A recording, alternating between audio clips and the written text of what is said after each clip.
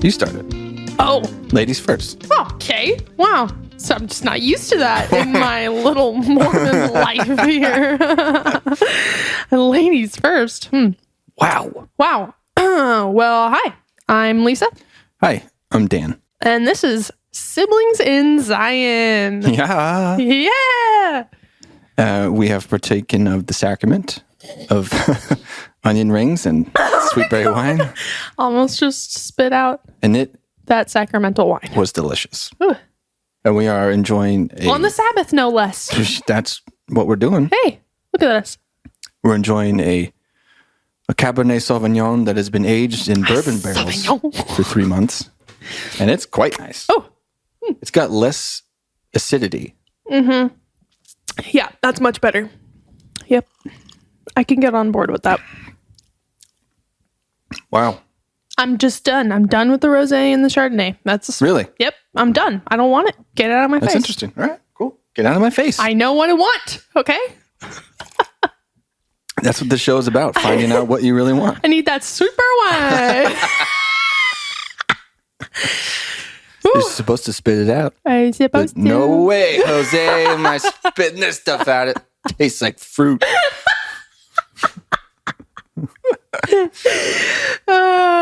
Super wine. So, we recorded the first several episodes of this. Yeah. Was it last week or the week before? It was last week. Holy shit. Yeah. I feel like we are going to figure out what this show is as we do it. We do it. Because what this show is about really is about us figuring out what this life is. Exactly. If it's not what we were told it was our whole lives. Right. And it's you and I figuring that out with each other. Right. Which I think is fantastic. I think so too. So we don't know what this is because we don't know what anything is. So when we know what this is, we'll let you know what this is. And we're just going to figure it out. Before we do. And the journey will never end until we're dead.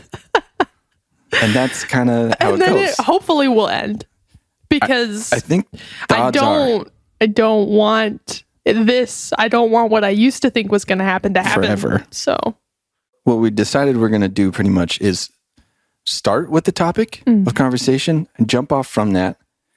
And maybe we'll talk about that the whole time. Maybe we'll jump off into something else. It's just going to be whatever it happens to be. So what we're starting with today is a topic that outside of Mormonism, I think is pretty controversial. Yeah. And is, of course, very particular to the Church of Jesus Christ of Latter-day Saints. And that is baptism for the dead. Right. And I think we should start off by...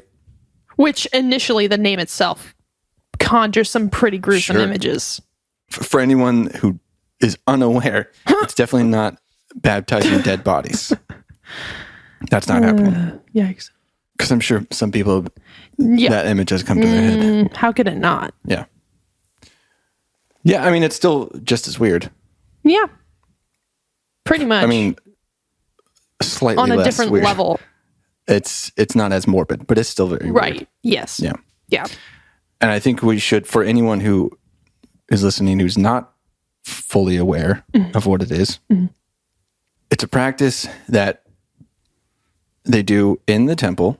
And as young as 12 years old, people are representatives for people who have died.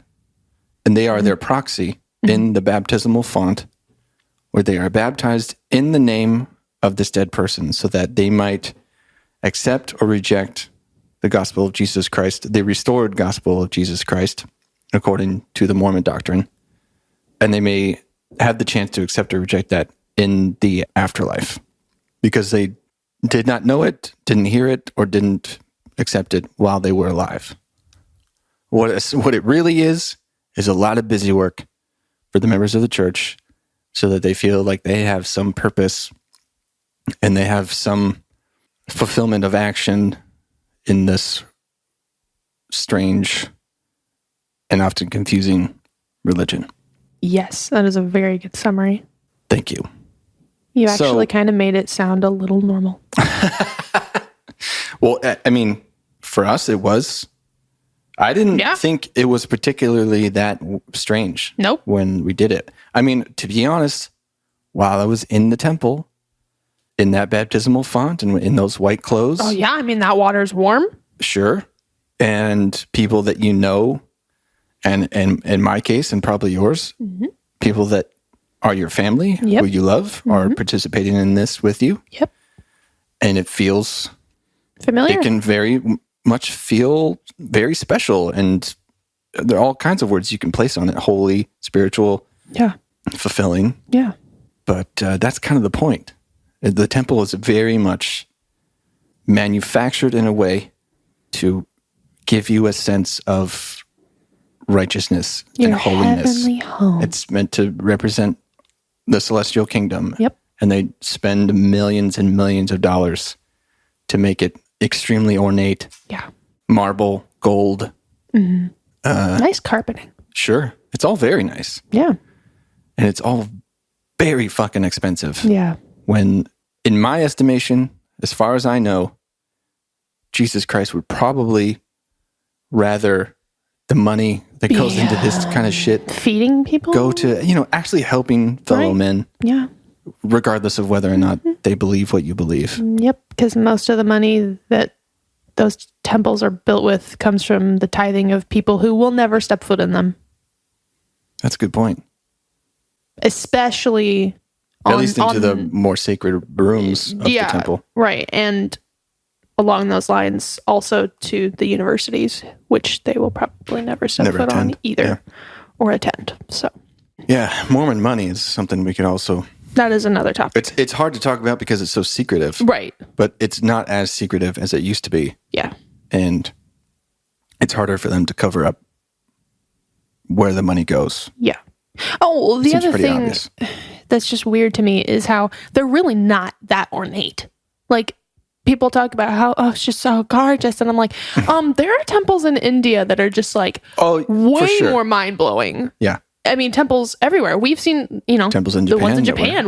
I'm just like, how is a Mormon temple more awe-inspiring? Yeah. It's really there's more white space. There's more, right. Honestly, they're probably just expensive because of the electricity and the groundkeeping. And the lighting is huge. The people they have to pay to work there. I mean, and it's, I don't know how to verify this kind of information, but I have heard that sometimes they will overpay contractors because they have to spend the money that they're bringing in. And so building more temples is not something they need to do. Right, but because, for tax evasion. Yeah. Sure. It's not, the places that they're building these temples don't really need them. No. They just need to spend the money to build them. And no one in wherever in India they're building that temple is going to go to it. No. There are no Mormons in India. I mean, what? I mean, there might be like... They hope there will be. I mean, there are some in New Delhi, but literally only in New Delhi. Really? Yeah. The one they built in Rome, I think so fucking was expensive. Yeah. Not necessary. We saw the one in Tokyo. It's a lot smaller than I expected. That was. And it was also under construction. Bengaluru, India is where they're going to build that. How was the government even allowing them to do that? I don't know. Well, see, we've already jumped off into other topics. Oh, look at us. Oh, the Rome temple cost $24 million. Just so you know. Where does that information come from? Google. It's probably not far off. It's probably not.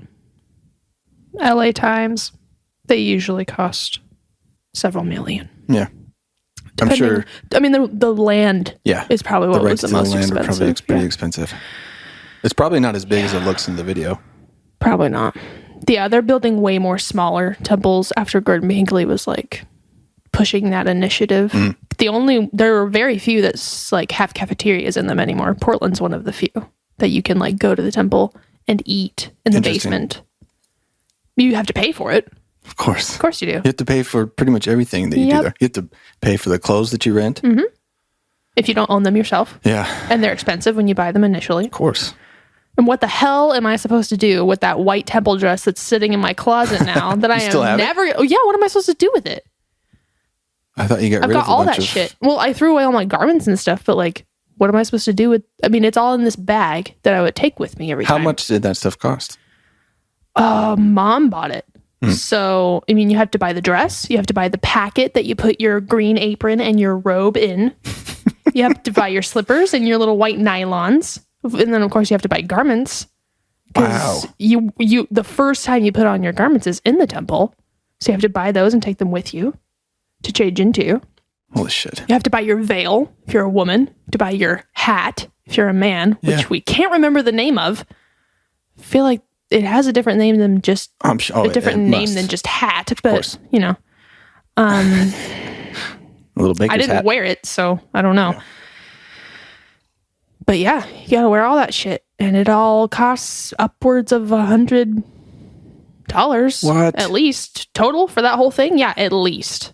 Those dresses are not cheap. That's some stupid shit. And then if you get pregnant as a woman, it's not going to fit anymore. Oh, yeah. So you're going to have to get another one, or one that allows you to like expand in size. And seriously, like when I was trying on dresses, that's what they were talking to me about. They're like, just so you know, if you get pregnant, this one might not fit. So you might want to think about like having one that's a little more like flexible, a little more adjustable. And I was like, I'm 18. Like, Excuse me. Anyway, fuck? Preparation for the temple is also another topic we could talk about. And we will. We will. So let's talk about baptisms for the dead. But yeah, the first time I went was when I was 12. You said I don't remember going before 14. It's possible, but it doesn't feel right. Yeah. So of course, when you go to the temple, you're going to have to get a temple recommend, which requires you to have a one-on-one interview with your local bishop. I do remember that. Gotta love those invasive questions about your and of course your sexual practices. I mean, I guess I don't know about everyone else, but I would imagine that most people, even if they have things to confess to, they lie. Of course. Of course, I'm reading my scriptures all the time. Of course, I don't masturbate. Of course, I don't have impure thoughts. Nope. Of course, I'm paying my tithing. And that's not really something you could lie about. Of course, I obey the word of wisdom. But when you're 14, how much money do you have to pay tithing? Exactly. So you can get away with saying, yes, I'm a full tithe payer because I don't get any money. 50 cents. Yeah.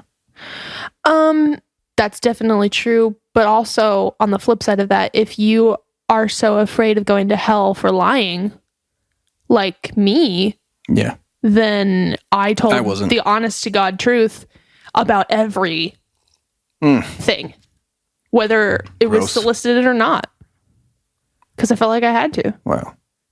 I wanted to get through it as fast as possible. Of course. I knew I wasn't. I wish I was smarter, like you. I wish I had thought of that. Well, if you're fucking 12 years old. Yeah.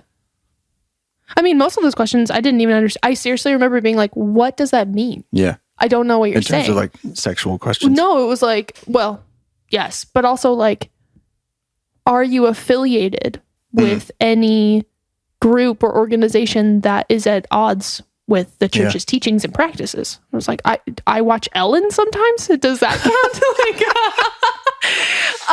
My favorite band is Korn, and they're not very Christ-like. They're not super spiritual. Not giving up on that. Yeah, so it was just like kind of elevated questions. The time I was like, I don't know what you're asking right now. So whatever it takes to be in that temple. So you're 12 years old. I'm 12. The first time you do this. Yeah. Tell me what that experience is like in your recollection. So once you're 12, you can get your temple recommend. That's like limited use. Yeah. It's not like you can't go as much as you want. You get a temple recommend for that trip. And then everyone from 12 to 18, boys and girls, go with their youth leaders to the temple. It's a group trip. It's a group trip. We lived about an hour from the temple. So Not even. Yeah. About a half hour. If there was traffic. Yeah. Sometimes. But then you get there, you check in at the front desk. They take your recommend. I don't remember having a paper. You don't remember that? I don't remember having documentation. I think maybe sometimes that they would have a list prepared, and that way you could just. But this, between you and I, this would have been years separated. That's true.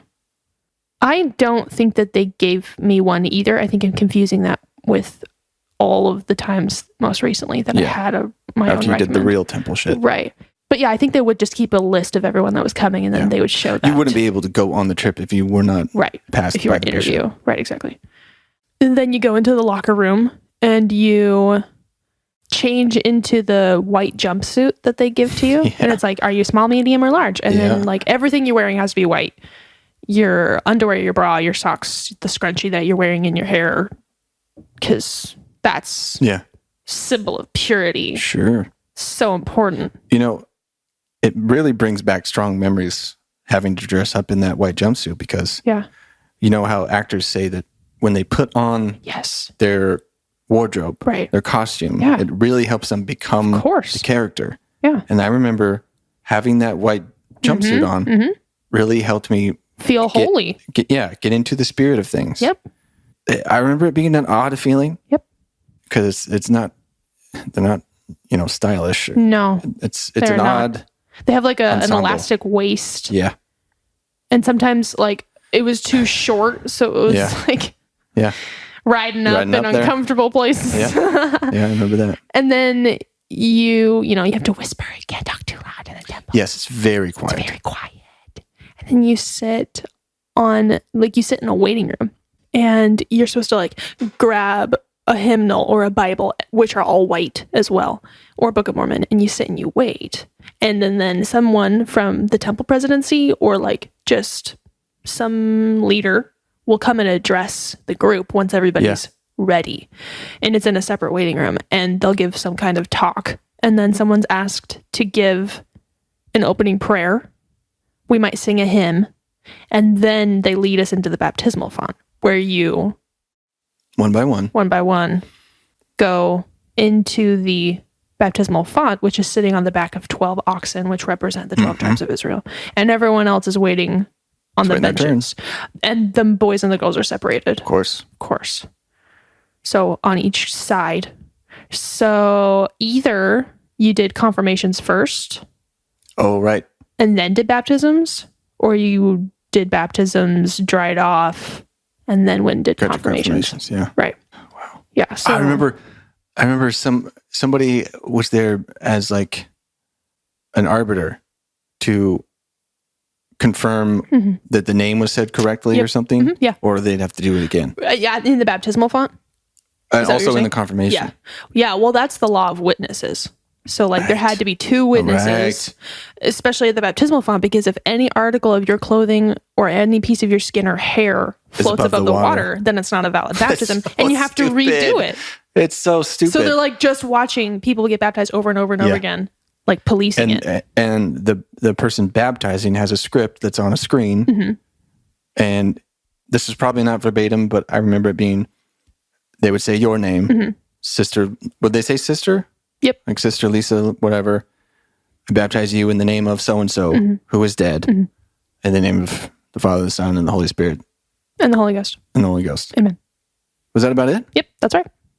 That's all it is. And then hold your nose and down you go. Yep, so they hold your wrist. Oh, yeah, your wrist. They hold your left wrist, and then you put your right hand on their arm. Right.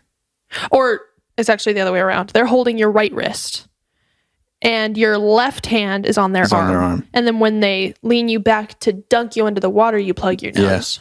Yeah. Unless you're a fucking champ and you don't need to do that. You don't need to do it. But there were those circumstances where whoever was baptizing had to be a man, of course. Was too short. Like when I was older and I was like maybe taller than them, I would have to like really bend my knees to help them like get me down and back up. Weird. So yeah. It was kind of awkward. I'm sure it was the same in your case. I don't remember for sure if it ever wasn't. Right. But the most memorable experience was that the person baptizing was my father. Of course. Yeah. The first time I went to the temple, Dad was the guy baptizing in the font. And like our dad was really prominent in our local congregation because he was the scoutmaster and all the boys looked up to him. And I remember people telling stories of like watching me go to the font and watching Dad like tear up because he was like, I'm tearing up right now. So proud, just what a special moment, father and son. I mean, father and son, father and daughter, like It's so cute. And I know it meant a lot to him, too. Yeah, of course. I'm sure it's breaking his heart that here we are, apostate children. His first son and his only son. His only son and his youngest I know daughter. that's what makes it the worst for him. It's true. The one and only son between him and his siblings. Mm-hmm. The only other kids that exist are 2 other girls. Yep. And I'm it. You're it. And I didn't do anything that I was supposed to do. Nope. After I was an adult. Ugh. The regrets. Yep. The guilt. No regrets, really. Well, not for you. Yeah. But the water was warm. Very. It was all cozy. It was like getting in a hot tub. Mm-hmm. You baptized maybe 5, 10 people, depending on how many of you there were to be baptized. Yeah, I remember going under quite a few times. Yeah. And I know I went at least twice. Is that all? I know I went at least a couple of times. Maybe 3 times. But I can't imagine I went more than that. Oh. I'm really surprised that you can remember that. I don't think we went that often. Yeah, it was like at least once a year. Yeah. So between 14 and 16, I probably went about 3 times. Right. I think it was bumped up to at least twice a year. By the time I was 17, I don't think I did anything that I didn't absolutely have to do. Right. Yeah. Because by that time, I was doing other things. You had other things on your agenda. Yeah. Yeah. I would make excuses like, oh, I have after school activities. I have play practice. You didn't want to go? Yeah, I didn't. There were just certain times when I didn't want to go to the young adult dance. I didn't want to go to do baptisms because I wanted to hang out with my friends. Yeah, I only went to a few dances as well. Yeah. And our bishop, who was our uncle, was like, you're not availing yourself to go to the temple. And I was like, huh? What does that mean? You're not coming to the temple. And I was like, oh, yeah. That's true. That's good observation. Yeah, I'm busy. Yeah, I'm not giving my time to that first. Yeah. That's true. Right. So after you're baptized for a list of random names. And people can put in names of their family members. Yeah. Mm-hmm. But you're not always doing the work on behalf of people that are your family members. Right. It's just whoever's on the docket that day. Just whoever. Yeah. You dry off, get ready to go to confirmations. You switch to a dry jumpsuit. Mm-hmm. And then you wait in line for that. And when you go in, there's 3 men sitting around a chair. And one is like checking off the names as you go. Yeah. One's there to say the prayer, and another one is there as like a witness. And they both have 2 men have their hands on top of your head. Yeah. And they say a similar thing, like your full name, Sister Lisa, for and in behalf of this person who is dead, we confirm you a member of the Church of Jesus Christ of Latter-day Saints and say unto you, receive the Holy Ghost. Amen. Do it. So, yeah, baptism and confirmation is the full baptism. I don't think that everyone in that room has to be a man, at least not the ones putting their hands upon your head, because I do have a recollection of a woman being in there. Just in the room? Yeah, I think it was Sister Dodge. Yeah. I remember her being the one to confirm the names. Really? Yeah. That's weird. I never had anybody but a man in there. That's my recollection. That's interesting. Yeah, I mean, especially the ones giving the prayer can't be a woman, obviously. But yeah, I only ever had men. I think she was the one confirming whether or not the names were said correctly. Interesting. Yeah, like it would just be me and then 3 guys. Isn't that weird that we still refer to those people as brother and sister? Yeah. Because that's how we knew them? Yeah. And she's dead now. She has recently passed away. Yeah. Yeah, so after they're confirmed a member of the Church of Jesus Christ of Latter-day Saints, then it's official. Like they've been baptized. But you need both. Like you need to be baptized and confirmed. And then supposedly those dead people on the other side, they can either say, I do accept the Holy Ghost. Thanks, guys. Thank you for doing that for me. Right. Or they could be like, fuck you. It's still a no. It's still a hard no. Good. I'm good. Thank you, though. No thanks. Yeah. So when I was growing up and I was like, oh, they have the option. Like, cool. Isn't that nice? We're just offering it to them. Like, This it's not must a be- mean, weird thing to do. This must be the true church because we're offering the Salvation. gospel and salvation to everyone, For everyone. living and dead. Yeah. They thought of everything. Right. It's really comprehensive. Yeah. It must be true. It must be. It must be. Even though this practice didn't start till 1840? Yeah, something like that. Yeah. Okay. And it is not in the Book of Mormon, Nope. which is supposed to be the fullness of the gospel. Right. Everything you need to know to be saved. And that's literally not true. Yep. Especially if you're dead Yep. and you never heard of it. Yep.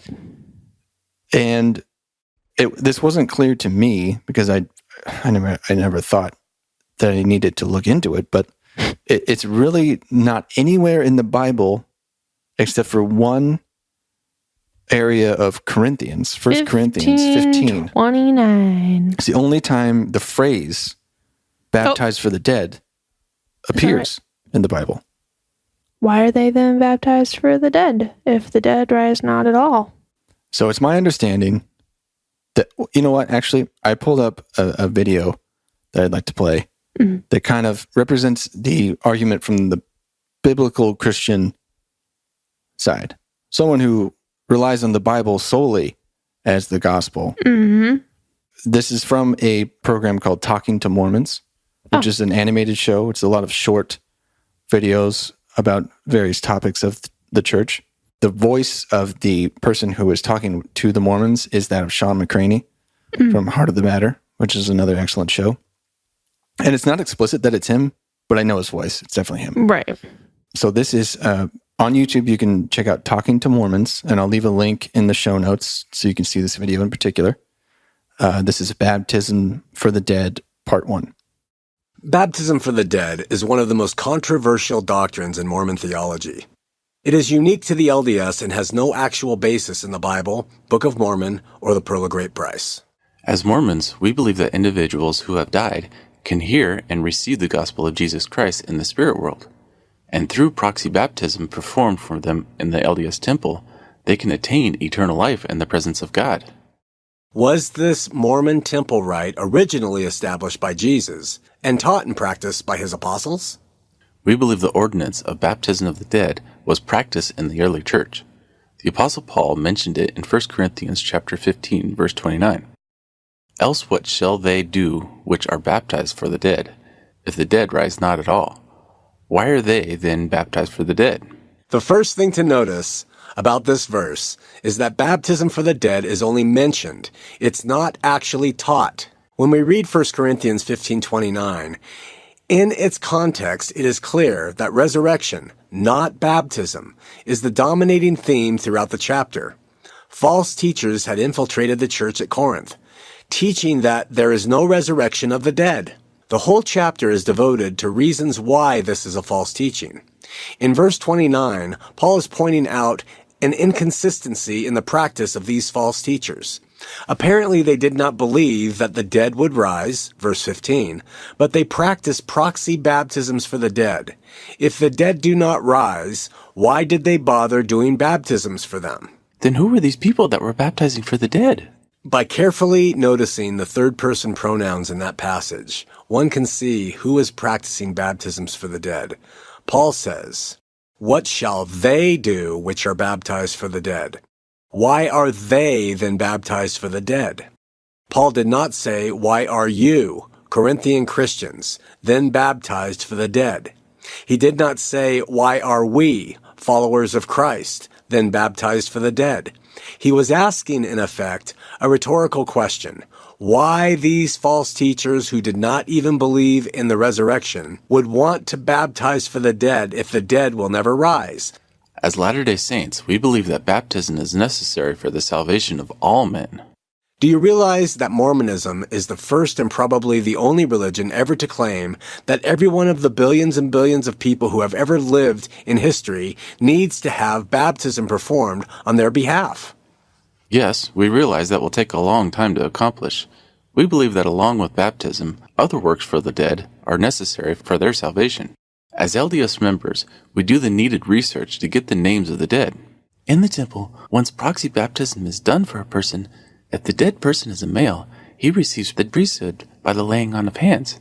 Then someone must go through what is called the initiatory work for the deceased subject. After that, a person must go through an endowment session. Then the dead subject must go through a sealing of himself to his wife and children. And once all this work is completed by a member of the Mormon Church, the dead person on the other side will decide if they want to accept those ordinances or not. If they don't, they will never get to live with God. That's the plan of salvation. All of that busy work requires a living person or persons to spend at least a total of 8 hours of proxy work in the temple on behalf of just one dead person. All of that, including the required 10% of their income to build these elaborate temple buildings, from one obscure verse totally misinterpreted and completely misapplied. As they mentioned there, baptism for the dead is only one of the many actions that are taken on behalf of dead people in the temple. Yep. It's even much more involved than that. That's just the beginning. But it's the only thing that young people can participate in before they go through their endowment. Yeah. And it's supposed to be symbolic because it takes place in the basement of the temple. What? Oh, what? Because it's like the first step? Yeah, but also like baptism is like a rebirth. So you go under the water and it's like your death. So that's why you're below the ground in the basement. And then when you rise, you're resurrected as a new being, basically. Cool. Yeah. But the question, sins are washed away. the question and I'm sure many people have, is why would it be necessary for a living person to go through all this physical activity on behalf of someone else for them to be able to accept the gospel in another state of being? Right.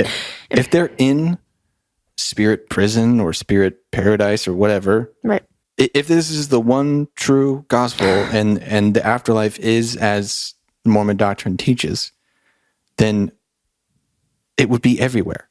Right. And you would be able to say, I am in. I accept it. Mm-hmm. Why would physical things on earth have to happen for you to even get that opportunity? Right. A believing Mormon would say... What would they say? Well, there's just so much emphasis on having a physical body because that's the whole reason we're here to begin with. Because we were like, oh, God has a body. He's cool. I want to be like him. Yeah. So the only way we can do that is to be born on earth to a mother and a father who ideally are members of the church. Yeah. And will provide you a body so that your spirit can have a temple. Right? That's what they refer to it as. Yeah. A temple that you can learn to control all of its natural impulses so that you can experience temptation so that it can make your spirit stronger by resisting temptation. I get all that. Whatever. But these people have already done that. Mm-hmm. And it was all pointless because the gospel, for most of them, for most people who have ever existed, the restored gospel was not available to them. No. So all of these millions or billions of people that have had these bodies and died, they need us who are living now to perform all these actions for them to even have the opportunity to decide if they want to opt in. Yep. You got it. I see that as so unfair to us. Yeah, and to them. That we have to go through all this turmoil when all those people didn't even have to worry about it. Yep. Christ had never been here. They could just do whatever the fuck they want. Yep. And then eventually, all these poor saps will do all this work on their behalf, and then they can be like, okay, sure. Cool. I'm in. Whatever. Yeah, and Mormons are like, and that's why we needed the gospel to be restored, because otherwise all of those people would have perished forever unless we were there to save them and provide the opportunity for them to live with God forever. Let me ask this. What kind of plan is that? Pretty shitty one.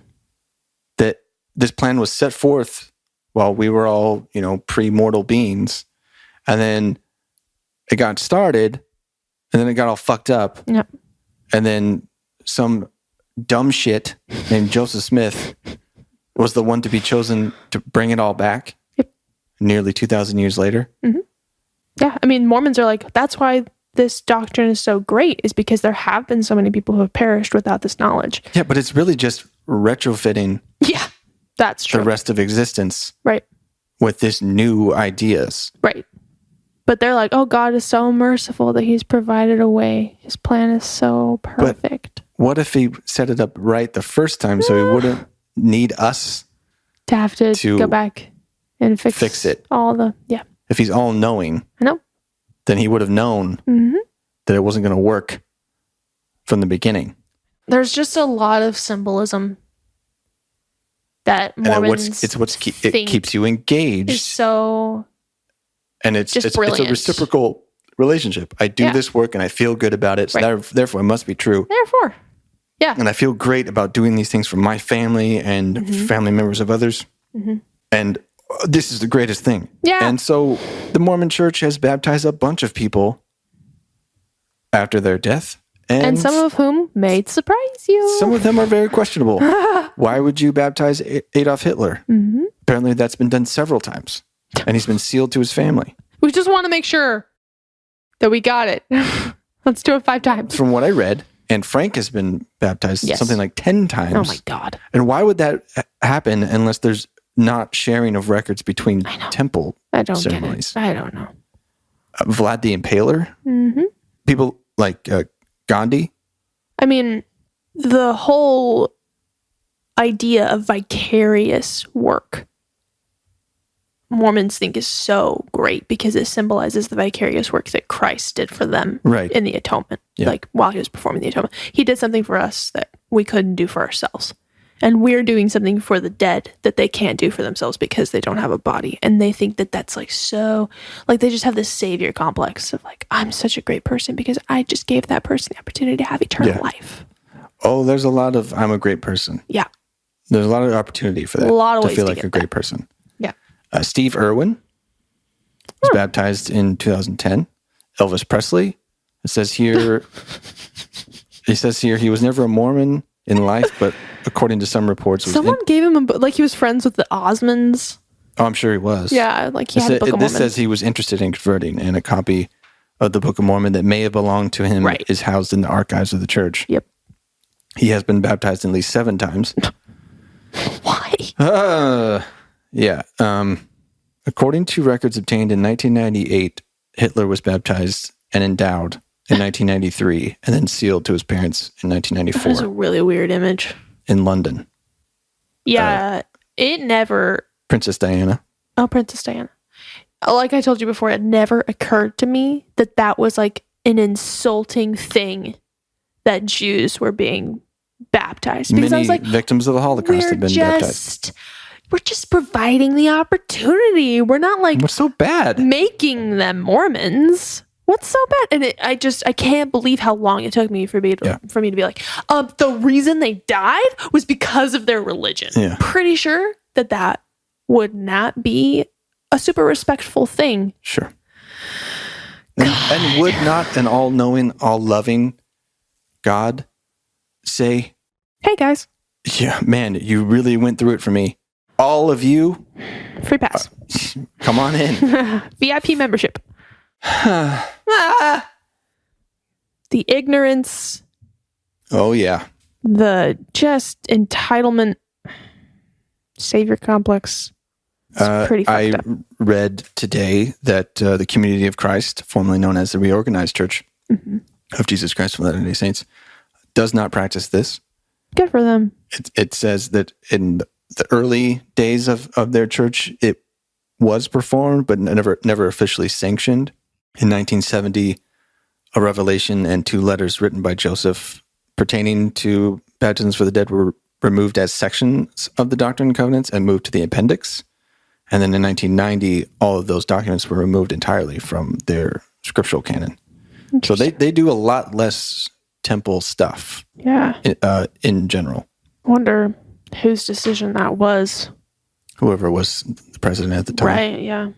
The Community of Christ is fascinating to me. Much more what they have kept and what they have done away with. Yeah. Yeah. Gay members are completely welcome. Women have the priesthood. There's not so much stupid temple work to do. The Book of Abraham is not accepted as scripture because it's fucking dumb. Check. Yeah. Check. And of course, they have nowhere near the amount of members. Of course. Something like 250,000. Of course. But if you wanted to be a Mormon, That seems like a whole lot better version of a Mormon to me. Seriously. It's true. This quote from President Hinckley is what I was saying earlier. I was like, ugh. Ew. Ugh. He was prophet from just kidding. That's how long he lived. 1910 to 2008. Just kidding. He was the prophet when I was born. Hinckley was? 94. Yeah. Until Oh, wow. 2008 when I was a freshman in high school. He was the prophet that entire time. So Oh, shit. He was like my prophet. Yeah, he was. And then it was in there Thomas for a long Monson, time. who just recently passed away, and now it's Russell M. Nelson. He said, I think that vicarious work for the dead more nearly approaches the vicarious sacrifice of the Savior himself than any other work of which I know. It is given with love, without hope of compensation or repayment of anything of the kind. What a glorious principle. Close quote. Close quote. So let's be fair, and let's hear Let's be fair. Let's be fair and hear the side of it from the LDS Church History YouTube channel. How Okay. about that? Okay. So I want you to look. Listen, I don't know this woman, and this is very judgmental, just totally based on looks. Okay. But even in the screen grab, the thumbnail of this video, she has cult eyes. Oh, dear. And I think you'll know what I'm talking about when you watch this with me here. Yikes. This is from LDS Church History YouTube channel. It's called Baptisms for the Dead. And there's no comments on this video. I don't know if they're just They probably not just allowed. deleted them all. They're not blocked. It doesn't say comments aren't allowed. It's just there's nothing there. Right, but the church has a censoring department where they go and delete Yeah. everything that's contrary. So It does show the likes, and there's 49 likes and 13 I just don't think this has been viewed very many times. But check this out. In Documents Volume 7, there are several documents featured that cover the principle of baptism for the dead, which was first revealed in summer of 1840. Can Look you at those eyes. explain how this introduction she looks like took she's in a place? trance. Yeah, Absolutely. Joseph Smith first taught the saints the doctrine and principle of vicarious baptism for the dead at the God. funeral sermon he preached on behalf of Seymour Brunson on August 15th, 1840. During the 1840. sermon, Joseph read from 1 nailed it. Corinthians, where Paul mentions baptism for the dead and announces to the Just like saints this as their really privilege obscure to be scripture. baptized for their deceased relatives. It's funny how we It's not for another month take until the that ran with first it. vicarious baptism occurs. In fact, it takes 2 She more looks like months she's not even listening until to the him. majority of the saints know about Need this to. doctrine. She's like, at yeah, the general conference held in October, I know. featured in Documents Volume 7. So when I was editing this volume, I felt like I could They're really talking about the Joseph feel Smith people's papers. excitement when they first learned about this new principle that their loved ones could be baptized in the hereafter. What happened after Joseph The revealed hereafter. this new ordinance? There was great excitement. Of course.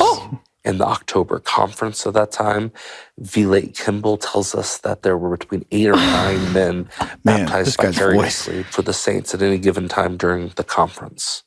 The saints were so enthused about the practice of baptism for the dead So exciting. that our surviving records suggest that over 6,800 baptisms were performed in the Mississippi River before November of 1841. Wow. It's hard to believe that that many people were baptized Wow. in such a short amount of time. I had no idea before I edited this volume. And it seems like with all of this eagerness to perform vicarious baptisms, that it wasn't the first time the saints had considered the fate of their loved ones. In fact, even for Joseph Smith, in January of 1836, he saw a vision of his brother, In fact, Alvin, I love who'd been that. deceased since 1823. Just to reassure He you, saw this Alvin is in the fact. celestial kingdom. How could Alvin be in the celestial kingdom if the church wasn't restored for 7 years after his death? Joseph heard a voice in 1836 that told him that those that would have received the gospel, He heard a voice. had they been alive, I have heard a voice. would also be and I heirs have of the seen a celestial vision. kingdom. And so, not surprisingly, in 1840, shortly after this announcement that vicarious baptisms could be performed, Alvin was one of the first to be baptized. That's such a touching story to me, and it shows how much this principle meant to Joseph Smith himself. Obviously, there were quite a few changes made to baptism for the dead, even after the saints started performing proxy baptisms in the Mississippi River. I think that's so important to remember. In January 19th, 1841, Joseph Smith announced a revelation. Just Today fucking it's blow your canonized nose, as man. Section 124 of the Doctrine and Covenants. In that revelation, Joseph revealed that the saints were to build a temple in Nauvoo. Specifically, they were commanded to build a baptismal font in the basement. In subsequent years, Joseph would reveal more. For example, the importance of keeping good records and for there to be a recorder in charge of keeping these records. But later, after Joseph's death, Brigham Young was the first to reveal that when a man is vicariously baptized, he should be baptized on behalf of another man. Of course. And a woman. Of course, that was Brigham Young's idea. I think for a lot of people outside of the church, the concept of baptism for the dead is quite foreign. But it's great to learn in these documents that they considered this to be a restoration of ancient practices. Of course. Oh, I think that's really important to remember. Really important. Crucial part to religious life in Nauvoo. And as part of the restoration, ancient truths are being restored again. And this is one of the very first things restored that will be later practiced in the temple. Yeah. And anyone wanting to learn more before the documents are released in Documents Volume 7 can view them on josephsmithpapers.org. Yeah, check that out. If you have some time you want to kill. When you look at Joseph Smith's life and his progression as a person who calls himself a prophet, his family was very important to him, and a lot of people died. Yeah. His brother, several of his children. Yep.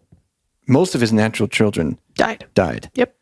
So of course he would be compelled to, in this his religious mind, come up with some way to get the rest of his family to participate in this. A lot of these things come, it seems to me, from his own personal desires. Yeah. Wish fulfillment. Yeah. Of course. Who doesn't want to see their family again when they die? I know that's a very attractive idea. Yeah. I think our parents, especially our mother, relies very heavily on that. So does our grandmother, because she lost a child. Yeah, you were telling me that she says and a husband. She thinks that she's going to be able to raise that child that she lost. Yes, she firmly holds to that belief. He was born too early. He only lived for a day. And his lungs weren't fully developed. And that's, on the one hand, that's like really sweet. Right. But even in the spiritual logic of things, doesn't make sense. No.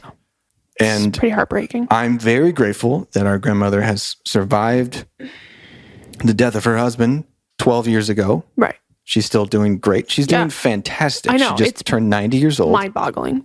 And she's awesome. Yeah.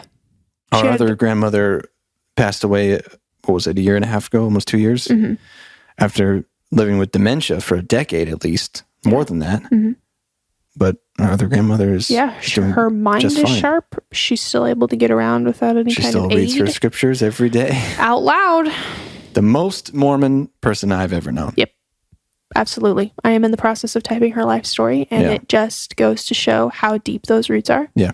Because literally every recollection she has is in some way related to the About church. the church. Yeah. But she still has honestly surprised me sometimes about how open she is to people. Right. Regardless. Right. And truth. For being such an old school Mormon. Old school. Yeah. When I talked to her about, seeking truth and knowledge elsewhere, she still accepts that as a worthy cause. Yeah. And a worthy ideal. Yes. What is the article of faith?